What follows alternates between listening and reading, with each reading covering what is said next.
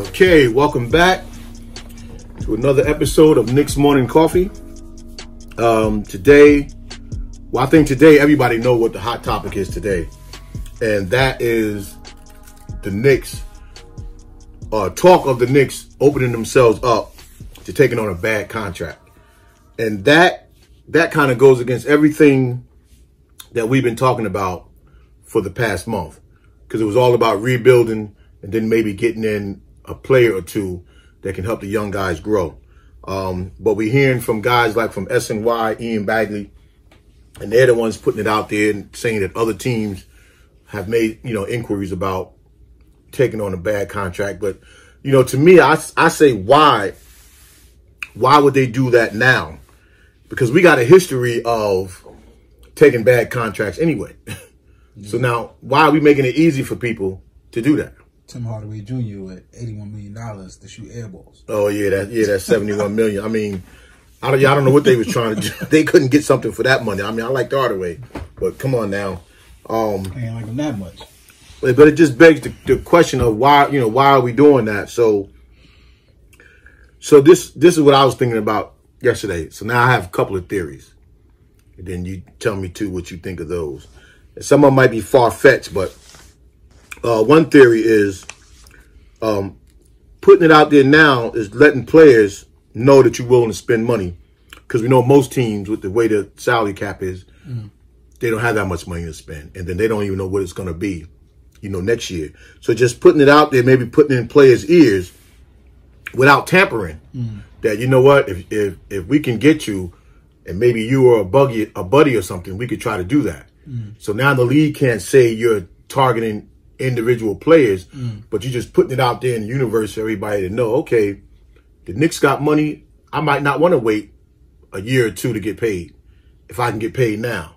But the other things that the Knicks, they want something back. They want a player and they want a pick back, because by saying they want to take an undesirable contract, well, that's something that we always, did in the past, but who's to say if a person is undesirable? Now, these undesirable contracts, are they going to start giving out less money in the next upcoming years? Well, or these undesirable contracts because the player just not that. Well, they just basically what they're saying is that if a team just trying to unload a hefty salary, so they can try to regroup for next year, they'll take that off your hand for some draft picks. But then, to me, it's still there's more behind that. And then the other thing is, Tom Thibodeau, you say you're going to rebuild and develop, but, Tibbs going to want to win now.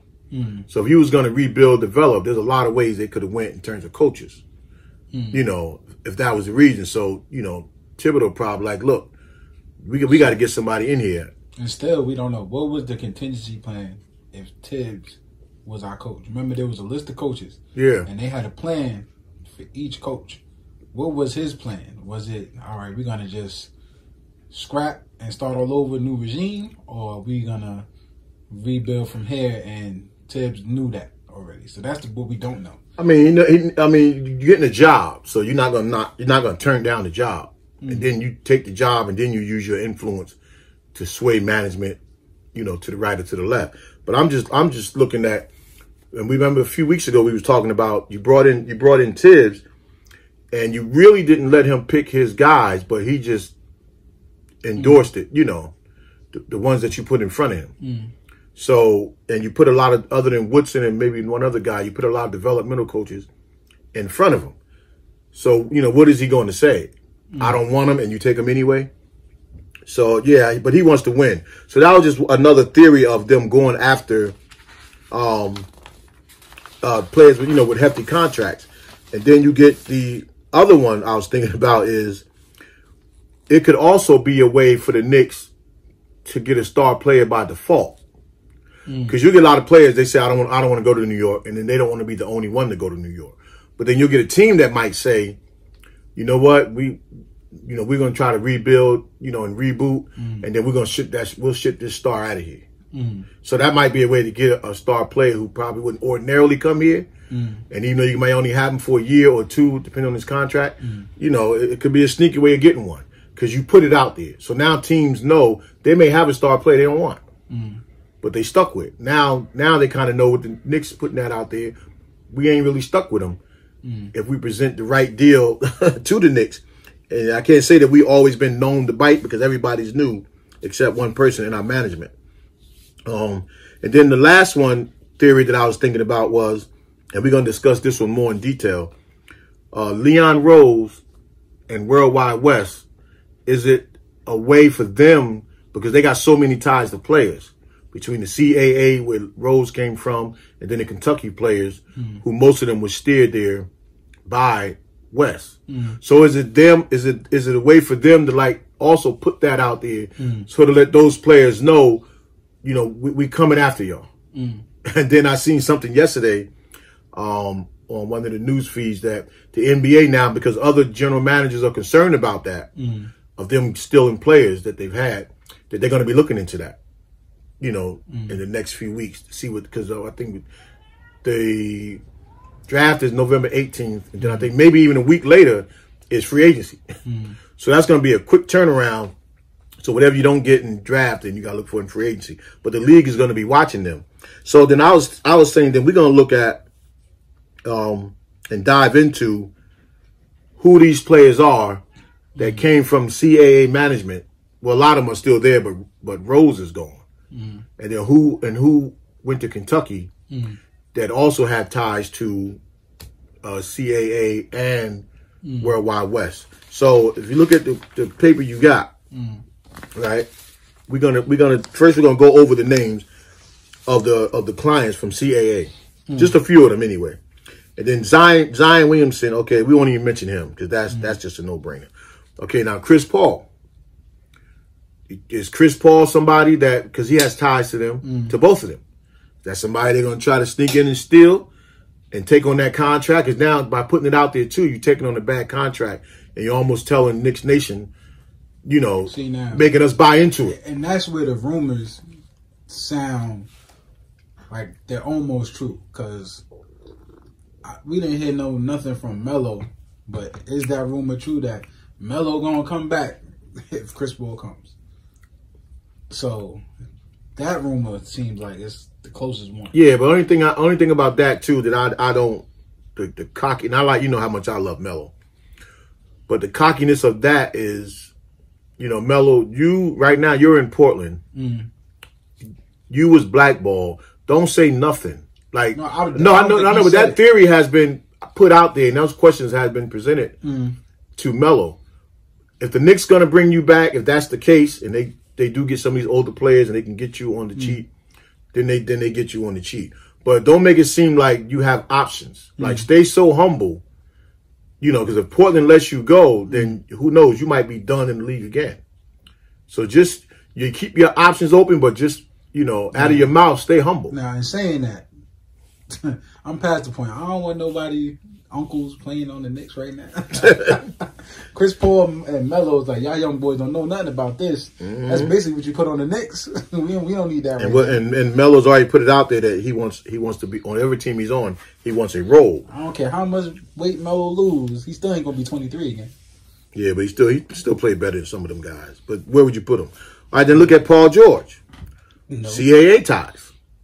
Yeah, I'm saying, but it is the possibility by them putting it out there. Now you tell them Clippers, if you're trying to unload him and you're worrying about his salary, maybe we take him. See, that's what I'm saying. Those are just things they planting in people's mind now. Who else is on that? You know, Cat is on that. So, you know, they was already talking about Cat before. Now look at Joel Embiid. You know, these are just speculations that these are guys that Leon Rose is an agent first. You got Devin Booker and Kyle Kuzma. Yeah. Kuzma, Gallinari, Sexton. If you was looking for a guard, I don't even really like Sexton myself. I didn't see all the hype when he came out of college, but people was high on him. No, I'll take D'Lo because I feel like that's a possibility. You take D'Lo? Yeah. What about Gary Harris? You know? So I'm just saying, like, there's names that has ties. Then you know, Jaren Jackson, has to scrap that because he's a big part of Memphis's plan. And, you know, Robert Covington. You know, would you bring in that type of a veteran? So those are just names. And then you also, I just put it on there, but Kobe White, he could or could not be high on the Bulls list. But he's a player that can get hot and shoot. Even though I don't want no more small players really, unless they just off the charts. If they're gonna be small, then you got to be a guy that can really attack the lane and a guy that can hit the three automatic. So, but again, Leon Rose being an agent, and he still got agent ties. So this is the other theory I was thinking about. For them to want to say they want to go out and get these high-priced player or two. Leon Rose is not with CAA. I'm pretty sure he had to sever all ties, right? Even though they could be representing him. But the other general managers know for things they want in the future that he still got ties to the people at CAA. So you don't deal with me and you try to go out next year, 2 years later, trying to make a sweet deal, I might can be in a position to block it. See, these guys, they know all that about each other. Now they would have to prove it to the league if that was the case. But still, when you're trying to get a deal done, sometimes, by hook or crook, you got to get it done. So, him putting that out there, Knicks management, to me, that's just, it's kind of fishy. And then also it's kind of suspect. But now by doing it early, before you do it and letting us know, that's just kind of like, now we got to try to find a way to come to grips with it and make it work. Because nobody really wanted a high-priced player without any real value to the team this year. Not what it can do for us next year with the salary cap. They need to tell us who's not on the chopping block. I think the only person, it's supposed to be RJ and Mitch. But sometimes when they're talking about it, they don't mention Mitch. That's what I'm saying. So, but to me, you would be a fool. I mean, before this season starts, we're going to do a segment on Mitch because, to me, I don't think everybody's really seeing Mitch's full value. He's not just a rim-running shot blocker. Okay, so now let's go over just some of the same players. Let's go over some of the Kentucky players, right, that has ties to both of them, but we know they have ties to West. So, and if you think it's somebody that we definitely just can't get no matter what, then, then we just say forget about it. And then we just move on. But then there still is a theory behind every player of possibility. So, Devin Booker, who would you say for Devin Booker? Is that a forget about it, or is it a way that they could pry him away? That's I wish. But I'm almost going to say for this year, I'm almost going to say forget about it. Forget about it. I mean, if that came up in conversation, I think they need to take a couple more sips of coffee. No, every player that went to Kentucky and every player that was a part of CAA, to me, their name is going to come up. And he's not a free agent, though, right? No, but again, But then you got to trade. Yeah, they're not giving him nothing for him. So, yeah. Well, again, it's not all what they say they won't do. As a shrewd agent, that Rose was, can you find a way to pry that out there? Is it backdoor conversations you having with some of these players? Now, again, this is just, far-fetched. But again, when people have history and know each other, stranger things happen all the time. So we're no longer in to say that what the Knicks can't do anymore. Because now we finally got people with player relationships, real relationships. Rondo, what about Rondo? Forget about it. Forget about it. Okay, how about Cat? Try. All right, but Cat, you probably giving up Mitch. Could you live with that? I mean, if you're saying the same thing about Devin Booker, like right now we just wishing. I mean, well, Cat is not a wish. That's not actually a wish. I'm talking about that could happen. I'm talking about in my head, I'm still trying to pry these players away and give away the players that we know we're not going to use. So, if they could have did that and did some type of magic, no, ain't no magic in getting Cat. You can get Cat. How about Eric Bledsoe? Eric Bledsoe? Yeah. I'll forget about it. Forget about it. John Wall. Forget about it. Definitely forget about it. Even though that's possible that once you say that, the Wizards right away, they probably put you on speed dial as soon as you said it to try to unload his contract, which is bad. All right, De'Aaron Fox. Forget about it. Yeah, I would tell you, I was not high on De'Aaron Fox, even at Kentucky. De'Aaron Fox, and they're going to be like, the Fox is out. Well, I'm gonna tell you why too. We're gonna go back to in the end of this. We're gonna talk about why I was why. Darren Fox remind me of? If the Knicks got him, it would be like how we got. Well, what's the point guard Devin Smith Jr.? It's gonna be the same thing. It's gonna be like, oh, why he not playing like how he playing over there? It's like for some reason why if they get to the Knicks and I don't know what happens. It's like they flame go out. Yeah, but see, but you know our history with the Knicks is that we don't let players come and play their game. I'm talking about we ain't gonna. If Dennis Smith Jr. was in Dallas, he was averaging 13, 16, things like that, because they was running.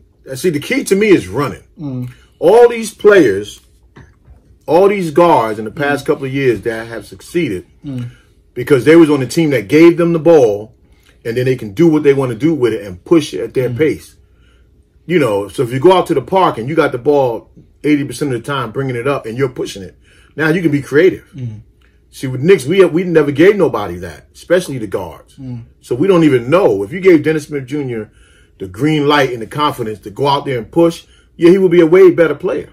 Because you see what happens when he does do that and get into the lane, he flushing it. Now, it's the other things you got to add to him. Okay, how about this one? This is definitely a Jamal Murray.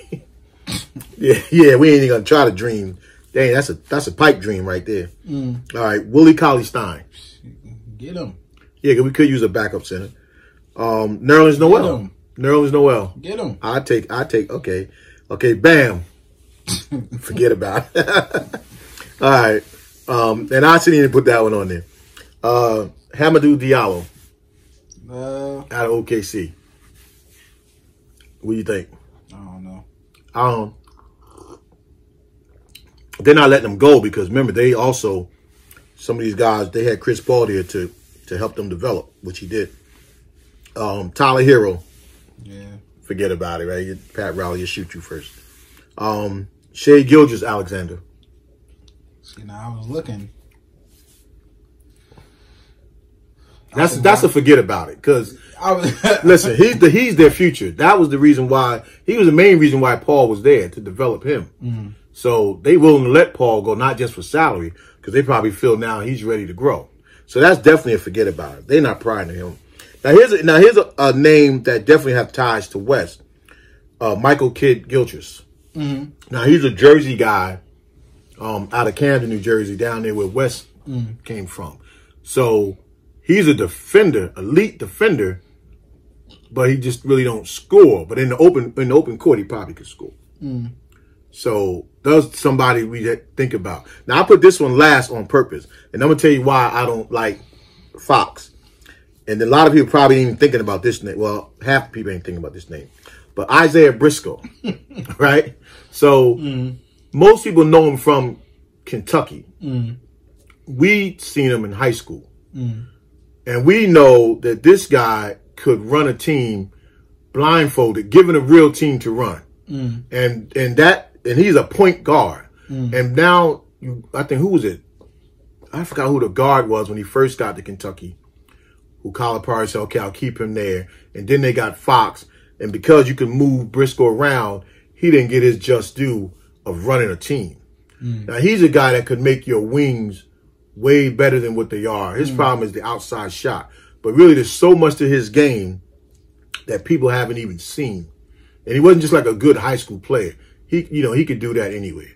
But without the right team to run, and a person that he does have ties to both, Rose and West.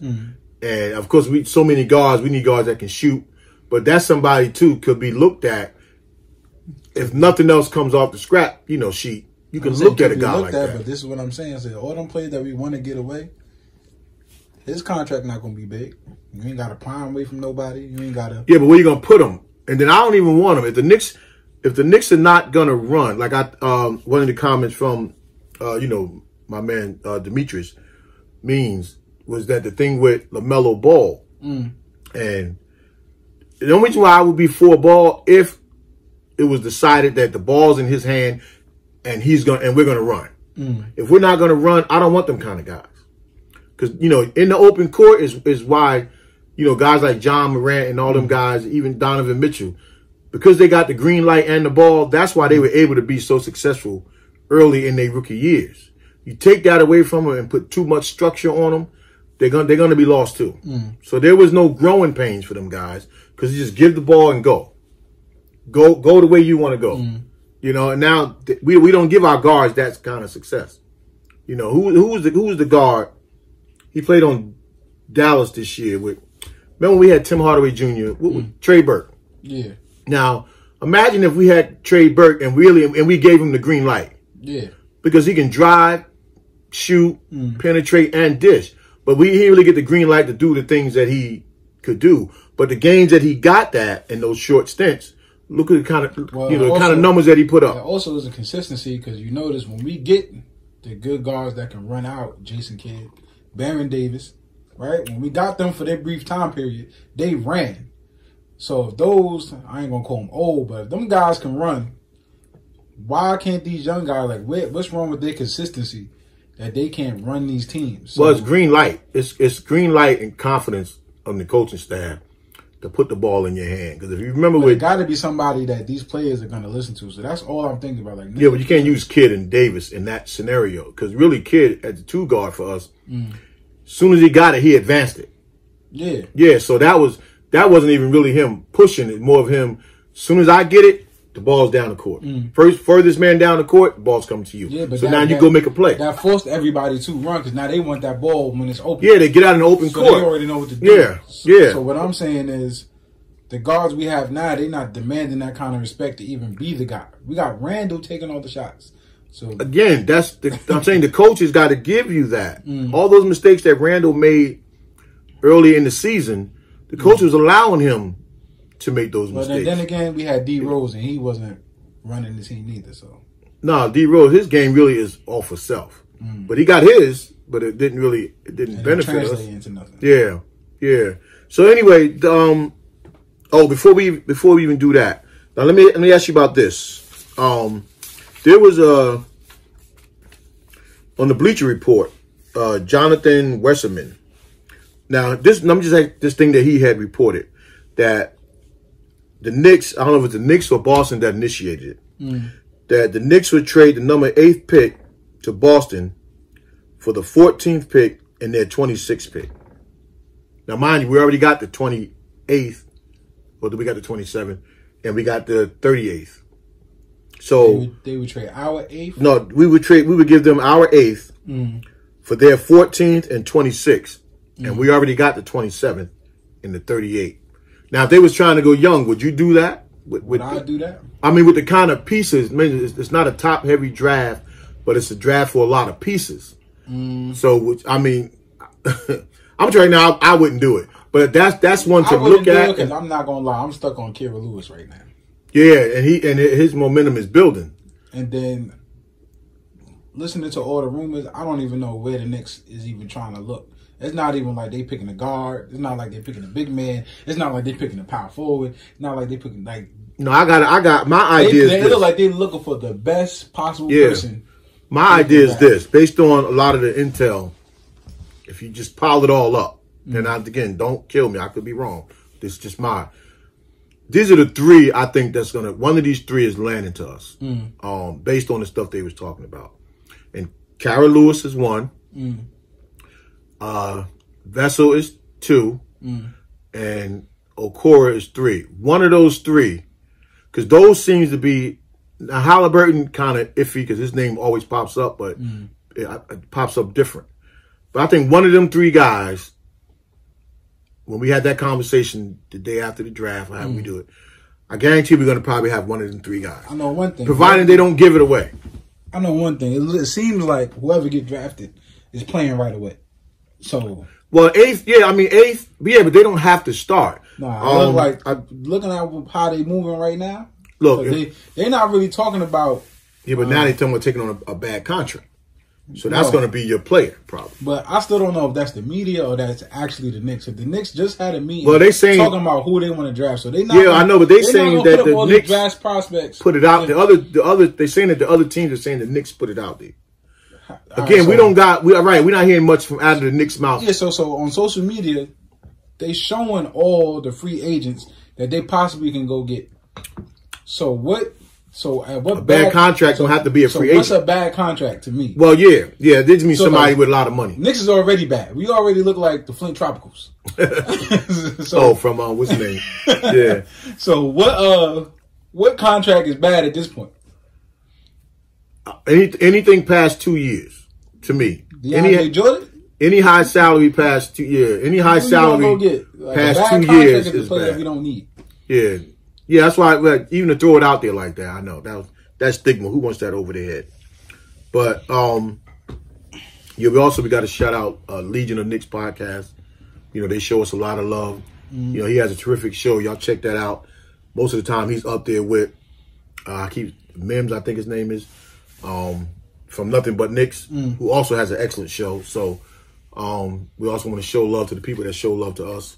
And then, like, comment, subscribe. I know we keep asking y'all last week to, share with a friend and hit that like button. I know your mama got YouTube. Peace.